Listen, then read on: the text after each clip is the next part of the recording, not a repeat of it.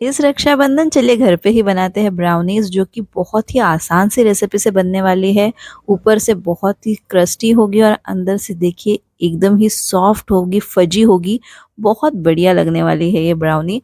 बनाने में बहुत आसान होगी और कम टाइम में बन जाएगी। और अगर आप इसका फूड बिज़नेस करना चाहते हैं तो भी आप इसका बिज़नेस आराम से कर सकते हैं। ये बहुत ही ईज़ी रेसिपी है ब्राउनी की। फजी ब्राउनी बन के रेडी हो जाएगी। तो चलिए रेसिपी की शुरुआत करते हैं। उसके लिए सबसे पहले मैंने थोड़ा गर्म पानी ले लिया है, उसमें मैं डाल रही हूँ कॉफ़ी। वैसे तो ये ऑप्शनल है, लेकिन मैं रिकमेंड करूँगी क्योंकि इससे ना बढ़िया फ्लेवर आता है। तो जो छोटा सैचे होता है ना कॉफ़ी का, वो मैंने पूरा सैचे इसमें डाल दिया है।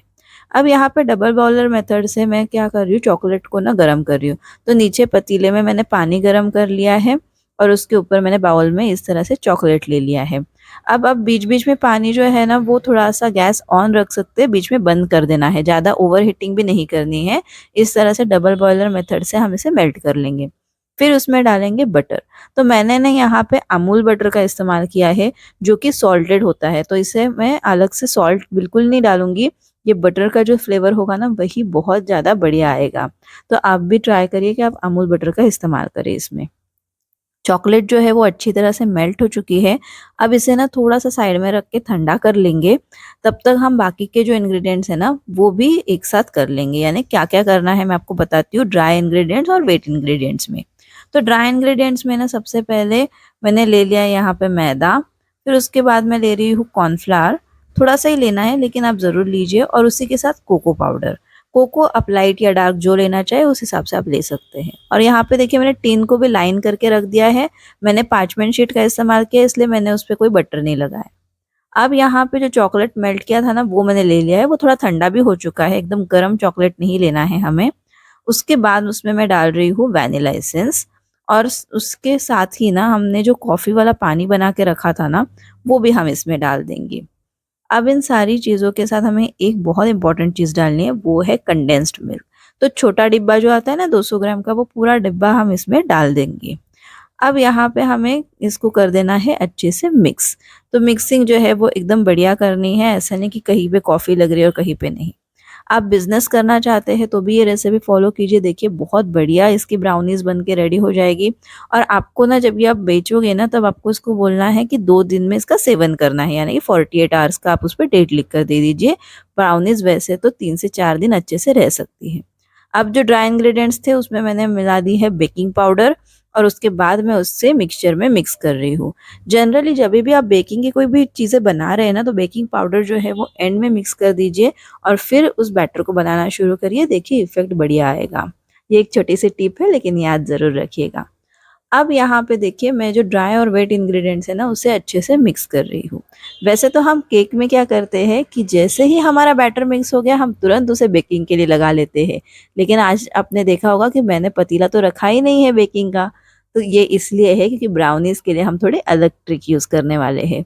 तो यहाँ मैंने देखिए मिक्सचर अच्छे से मिक्स कर लिया। इसको ना ओवर मिक्सिंग नहीं करना है, जितना मिक्स होने के लिए हमें चाहिए ना, उतना ही हमें इसे चलाना है। देखिए एकदम परफेक्ट कंसिस्टेंसी है। इसमें एक्स्ट्रा मैंने दूध वगैरह किसी का भी इस्तेमाल नहीं किया है। जितने हमारे वेट इंग्रीडिएंट्स थे उसी में ये कंसिस्टेंसी परफेक्ट आ गई है। अब इसे हमें डाल देना है टिन में। तो जनरली ब्राउनीज़ जो है ना, वो आपको स्क्वायर टिन में ही बनानी है, क्योंकि वो स्क्वायर्स में कट की जाती है। अब ये सारा जो बैटर है वो मैंने टिन में डाल दिया। वैसे तो आपको दिखने में कम लग रहा होगा, लेकिन ये अच्छे से बनेगी इसमें। 6 बाय 6 का टिन इस्तेमाल किया है मैंने। अब इसको मैं टैप कर रही हूँ। अच्छे से टैप करना ताकि इसमें कोई भी बबल्स ना रहे, और फिर इसे ऐसे ही छोड़ देना है 10 मिनट के लिए।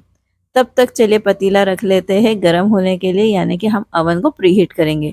तो आप प्रीहीट कर रहे हैं तो 180 डिग्रीज़ पर आपको अवन प्रीहीट करना है 10 मिनट के लिए, और फिर उसके बाद में हम ये ब्राउनी उसमें रखेंगे और फिर इसे अच्छे से हम जो बेक करेंगे, तो ओवन में करना है तो करीबन 30-35 मिनट्स, और गैस पे करना है तो करीबन 50 मिनट्स। इस तरह से हम बेकिंग करेंगे। अब मैं आपको दिखाती हूँ ब्राउनी में और केक में वैसे थोड़ा डिफरेंस रहता है। ब्राउनी बन चुकी है और ये देखिए ये क्लीन आ चुकी है। थोड़े से क्रम्बल्स ब्राउनी में आ सकते हैं, वो भी चलता है, लेकिन हमारी एकदम अच्छे से क्लीन निकल चुकी है। तो यहाँ पे इसे निकाल के हम ठंडा कर लेंगे। ठंडा करना बहुत ज़रूरी है। बहुत बढ़िया ब्राउनी बन के तैयार है।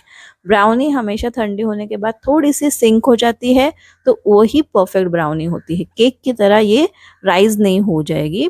तो अगर आपकी ब्राउनी ऐसे बन रही है मतलब ये आप परफेक्ट ब्राउनी बना रहे हैं और इसे अब आप कट कर सकते हैं। तो यहाँ पे देखिए शार्प नाइफ का इस्तेमाल करना है और कट करना है। तो इतनी जो ब्राउनी हमारी बनी वो है 400 ग्राम्स।